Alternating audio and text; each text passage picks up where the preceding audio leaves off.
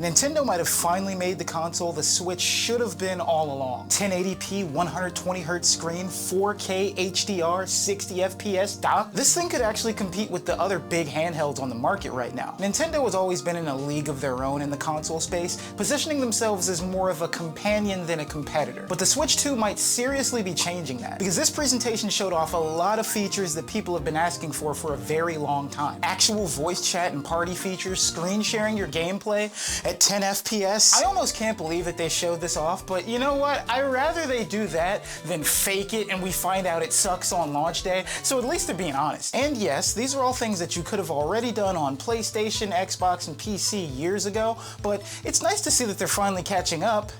If you pay for Nintendo Online. God damn it! The hardware itself is what I'm really excited for. I'm an absolute Class A suckaroony for a gaming handheld, and the Switch 2 seems to have taken everything I disliked about the original Switch and made it better. A bigger, higher resolution, higher frame rate screen. I'm sorry, I cannot get over the fact that this thing has a 120Hz screen. I've always preferred higher frame rates over higher graphical fidelity, and Nintendo's more stylized graphical approach would suit this philosophy well, where graphical fidelity is mostly similar to last gen, but at a higher resolution with better performance. I do not care if Mario and Zelda get ray tracing if they're both running at 100 FPS. The new Joy-Cons look cool and the magnetic attachment is a welcome addition, but none of that matters if they drift as bad as the old ones, and I really hope Nintendo provides some kind of reassurance that people won't have to go out and buy multiple pairs of these things. Overall though, the Switch 2 is bigger, has a better kickstand, and a second USB-C port on top, so you can finally play tabletop mode without looking like a fucking idiot. And while it is wider, it retains the same amount of thickness. Whoa, that's pretty crazy. It retains the same amount of thickness as the original Switch, which I am very happy about. I love my Steam Deck,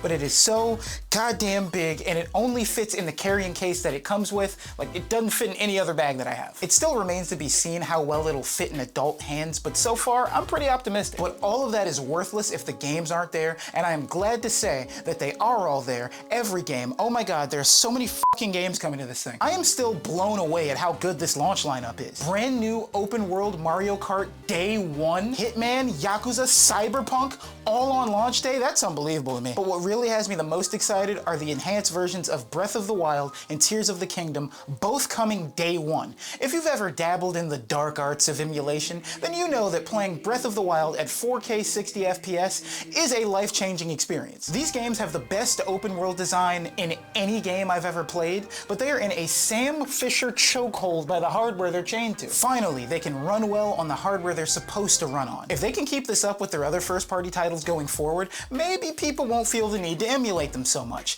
Just a thought, but either way, I am stoked that I can finally go out and play Tears of the Kingdom on a Nintendo console. They also announced GameCube Virtual Console day one, and can I just say that I predicted the f out of this like a year ago? Somewhere in the graveyard of videos I never finished, there's a script called Why Isn't Wind Waker HD on Switch? I always felt that it didn't make sense to have so many Wii U games get re-releases except the Zelda ones. My theory was that since they were GameCube remasters, releasing them on Switch would prevent them from using them as a hook for a future GameCube Classics feature for whatever version of Switch Online we end up seeing with the Switch 2, and I was 100% correct. That's exactly what this is. Wind Waker was the first game they showed off. I am glad that we're finally getting GameCube games on a Nintendo handheld. I am going to be so goddamn toxic in Mario Strikers Online, but it is a bit frustrating that those remasters may be trapped on the Wii U forever. Unless you have a Steam Deck. Brand new Donkey Kong 3D platformer, a new Kirby Air Ride directed by Sakurai, Bloodborne 2, a new, okay, hold on a second. I know it's not Bloodborne 2, but like, this trailer really feels like they did everything they could to show Bloodborne 2 without calling it Bloodborne 2. They keep mentioning blood and the moon, it's gothic, it's steampunk, there are lichens and vampires. Nintendo, you cannot show all of that shit immediately after a From Software logo and just think that's all it's gonna be. I was losing my goddamn mind watching this shit, and it's an exclusive. Get the f out of here! Whatever this game is, the fact that it's a Switch 2 exclusive confirms to me that Nintendo is serious about making this thing a true contender in the console space, not just the companion that you buy along with one of the others. If they can keep this third-party support up, they may really have a shot at making this thing stand on its own. Clearly, it's not going to be anywhere near the power of the next console generation, if there even is one, but I have to say, I'm genuinely very impressed by what I saw in this Direct. The Switch 2 has the potential to not only stand out in the home console market, but